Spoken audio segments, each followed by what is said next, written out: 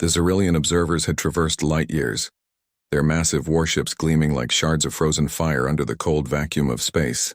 Each vessel was a cathedral of alien engineering, bristling with weaponry that could obliterate continents and corral entire atmospheres into obedient plasma clouds.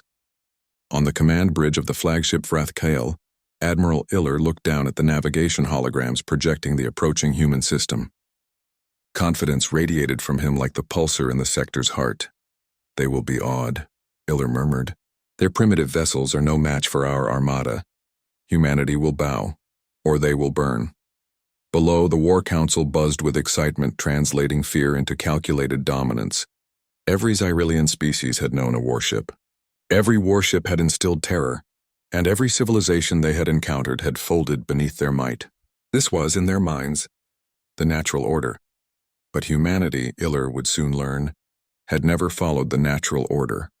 On the other side of the system, humanity's fleet was already moving, silently and visibly, across the dark expanse between the stars. Earth's grand fleet wasn't just numerous, it was ancient, terrifying in a way the Xyrillians could not comprehend. Ships older than the oldest recorded histories of most interstellar species, floated with unassuming grace, cloaked by quantum stealth and protected by technologies that defied conventional physics.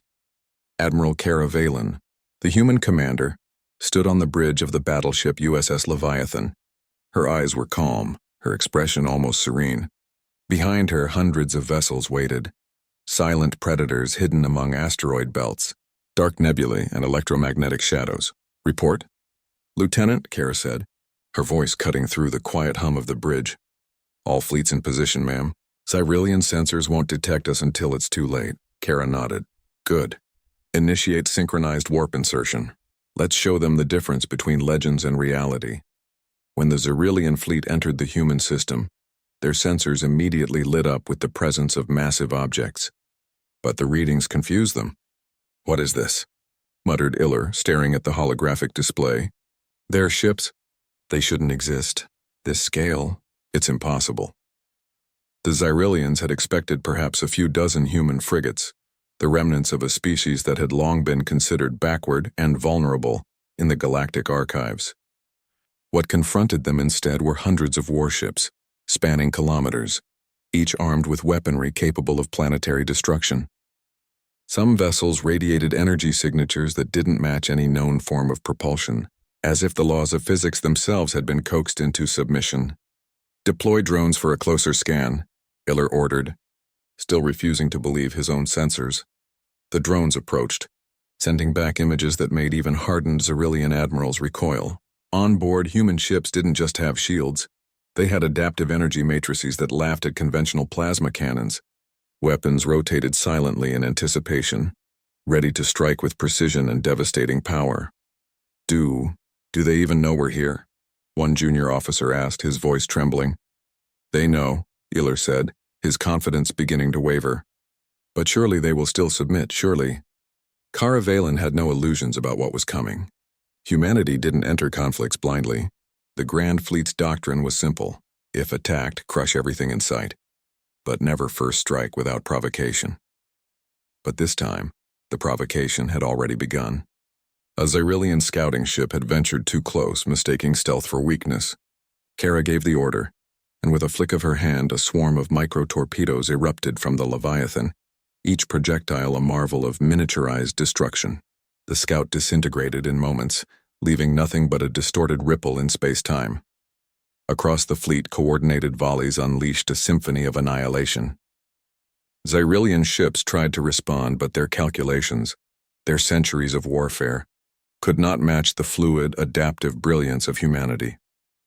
Shields phased, weapons recalibrated mid-attack, engines bent space-time to avoid destruction. The humans weren't just fighting, they were rewriting the battle itself. Iller's confidence shattered. "Signal the flagship, tell them to retreat." But it was too late.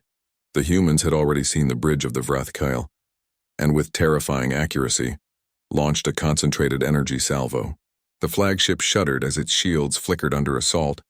Within minutes, the mighty warship disintegrated, leaving a streak of blue fire and debris spiraling into nothingness. Panic spread through the Xyrillian fleet. Their formations collapsed as their vessels were torn apart one by one. No amount of speed, no maneuver, no cunning could counter the overwhelming ingenuity of the human fleet. And yet, there was no arrogance in the human victory, only the unshakable calm of a species that understood the universe on a scale the Xyrillians could scarcely imagine. By the time the smoke cleared, the Xyrillian survivors drifted in orbit around a devastated system. Cara Valen's voice broadcasted across the comm channels, calm and resolute. "Your warships were impressive," she said, "but you underestimated the human spirit and the reach of human engineering. Retreat now, and I assure you no further harm will come to your species. Attack again, and you will find the galaxy does not forgive easily." Giller, defeated, could only watch as the human fleet receded into the darkness, silent as shadows yet eternal in its power. In that moment, the Xyrillians understood a truth they had never anticipated. Humanity was not just another species to be catalogued, defeated, or dismissed. Humanity was an apex force, older, wiser, and far more dangerous than any enemy they had ever faced.